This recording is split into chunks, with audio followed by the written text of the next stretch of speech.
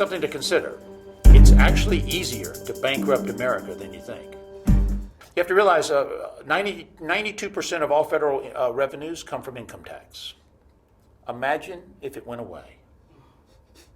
So it raises a very fascinating question, because when you look at it, America's greatest threat could very well lie hidden right within its own Constitution. Within the Patriot thread, I really enjoyed writing the parts about North Korea.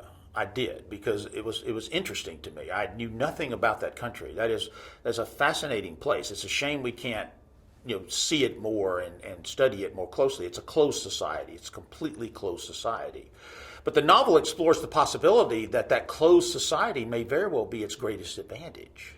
The Patriot thread, one of the elements of it, one of the characters, comes out of a North Korean concentration camp.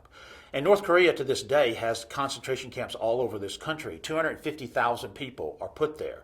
And you are put there for life. And you have to stay there for 3 generations, because they feel like 3 generations have to be purged out before you could actually come back out into the world again. And it's a horrible, unimaginable place that we really know very little about. What makes the Patriot thread different from the other stories is more development of cotton. Cotton is growing a little bit in this book. There's some things that happened in the previous novel, and now he's kind of moving on from that. So Cotton as a character is changing. The story, though, basically deals with what I deal with in most of my books, which is action, history, secrets, conspiracy, and international settings. Something from the past, something lost, something forgotten, something you may not know a lot about, but you want to know more about. And in this case, the 16th Amendment. And that's what makes this book different, because it deals with the concept of the 16th Amendment and whether or not that it was properly ratified and whether or not it's actually the law of the land. It's very interesting.